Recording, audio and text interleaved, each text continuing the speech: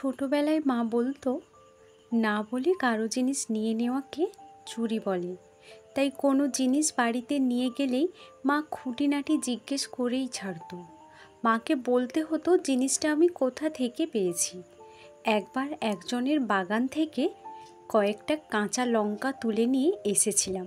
মা দেখতে পেয়ে বলেছিল, যার জমি থেকে তুলে এনেছিস এক্ষুনি তাকে দিয়ে আয়, না হলে তোর একদিন কি আমার একদিন। আমিও মায়ের ভয়ে সেগুলো দিয়ে আসতে বাধ্য হয়েছিলাম। সেই সময় মা একটা কথা বলেছিল, কোনো জিনিস দরকার হলে তার থেকে চেয়ে নিবি, কিন্তু না বলে নিয়ে আসবি না। তবে মাঝে মধ্যে কারো কারো বাগান থেকে লুকিয়ে আম, পেয়ারা, জামরুল পেড়ে খেতাম। বাগান থেকে চুরি করে খাওয়ার মজাটাই ছিল আলাদা। তবে সেই কথা আর মাকে বলতাম না। ছোটবেলার সেসব স্মৃতি আজও কত কি মনে করিয়ে দেয়। আমাদের বাড়ির পাশে একজন ঠাকুমা ছিল। ঠাকুমা বাড়িতে একাই থাকতো। ঠাকুমার 2 মেয়ে, তাদের তখন বিয়ে হয়ে গেছে। ঠাকুমার বাড়ির পেছনে একটা বড় ফলের বাগান ছিল। বাগানে নানা রকম ফলের গাছ, পেয়ারা, লিচু, আম, গোলাপজাম, কত কি।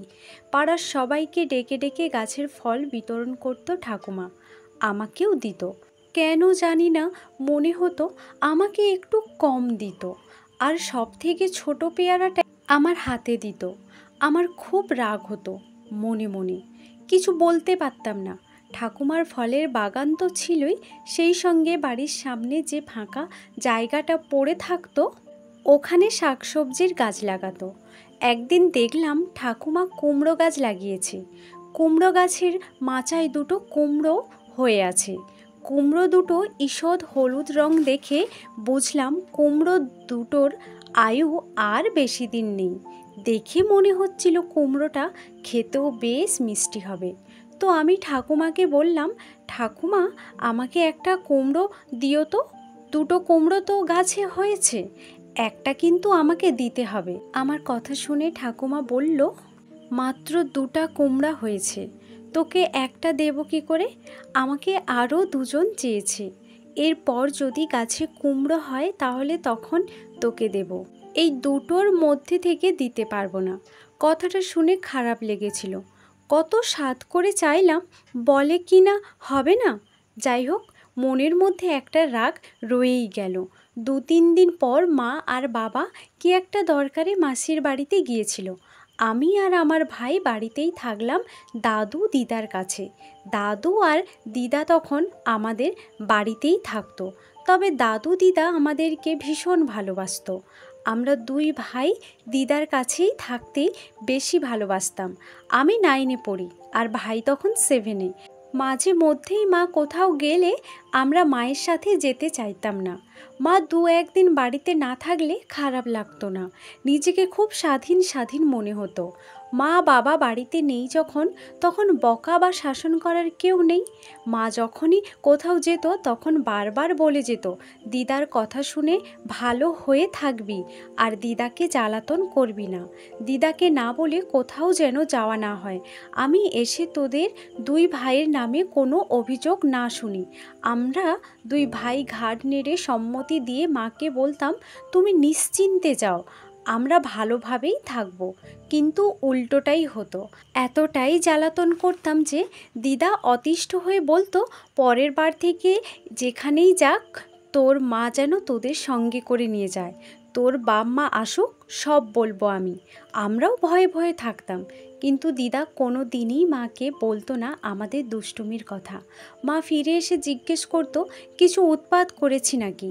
দিদা বলতো, না না, কিছু করেনি। দিদার এই ছোট্ট মিথ্যে কথায় কত ভালোবাসা লুকিয়ে থাকতো। যাই হোক, মা আর বাবা গেছে মাসির বাড়িতে, আর এই হচ্ছে সুযোগ। ঠাকুমার গাছের একটা কুমড়ো মাচা থেকে পেড়ে আনতেই হবে। সন্ধেবেলায় ভাইকে নিয়ে গেলাম। ওকে বললাম, তুই পাহারা দে, দেখিস কেউ না চলে আসে। আমি সেই সুযোগে কুমড়োটা চুরি করে নিয়ে চলে এলাম। বাড়িতে নিয়ে আসতেই আমার দিদা জিজ্ঞেস করলো, কুমড়োটা কোত্থেকে নিয়ে এলি? বললাম, ওই এক বন্ধু দিয়েছে, ওদের জমিতে চাষ করে। তুমি বরং আজ কুমড়োটা রান্না করে ফেলো। দিদা বলল, ঠিক আছে, কাল রান্না করব, আজ করতে হবে। তার কি মানে আছে? আজই করো। আজ খাবো বলেই তো নিয়ে এলাম।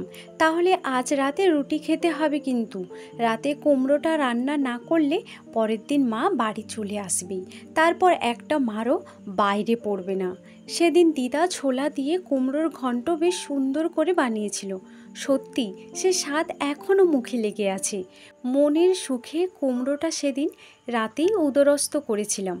পরের দিন সকালে ঘুম ভাঙল একটা চিৎকারে। পাশের বাড়ির ঠাকুমার কুমড়ো চুরি গেছে। আর তাতেই ওই ঠাকুমা চিৎকার করছে, কানে আসছে, কোন অলৌঠো নিবংশে কুমড়োটা নিয়ে গেছে। হ্যাঁ, তোদের চোখেই পড়তে হলো, তোদের হজম হবে না, খেয়ে দেখিস, তারপর পেট খারাপ হয়ে মরবি। সকাল থেকে প্রায় 2 ঘন্টা এই রকম চলছে। আমি তো ভয়েই বাড়ি থেকে বেরোইনি। আমার দিদা আমাকে জিজ্ঞেস করছে, কুমড়োটা ওখান থেকে নিয়ে আসিসনি তো? যা গালমন্দ করছে! তোমার কি মাথা খারাপ নাকি? আমি ওসব করতে পারি বলে মনে হয়?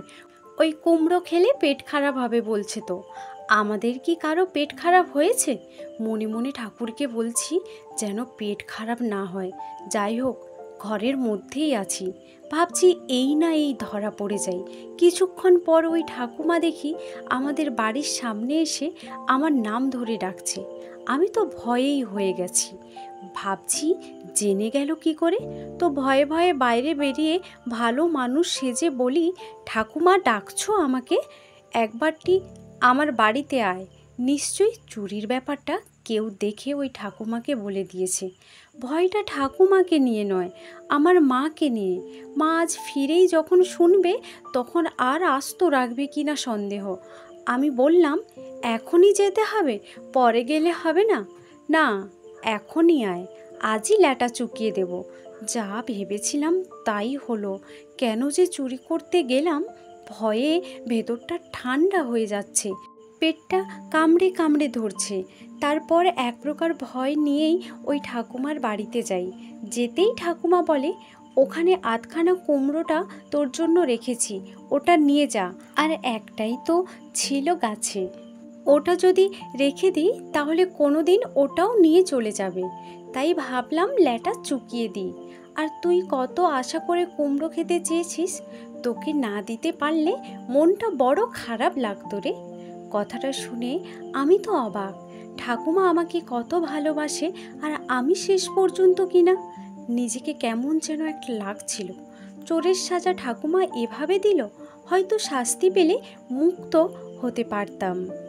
মনে মনে ভাবলাম সত্যিটা জানানো কখনোই ঠিক হবে না। কিছু সত্য অজানাই থাকুক। তবুও অনিচ্ছা প্রকাশ করেই যেন বললাম, তাতে আর কি, আমি তো এমনিই বলেছিলাম। আবার আমার জন্য কেন? ও তুমি রেখেই দাও। আরে নিয়ে যা, মাকে বলিস ঠাকুমা দিয়েছে ছোলা দিয়ে ভালো করে বানাতে। তারপর কত বছর কেটে গেছে, সেই ঠাকুমাও আজ বেঁচে নেই। কিন্তু সেই মিষ্টি কুমড়োটা শুধু মুখে লেগে নেই, মনে লেগে আছে আজও।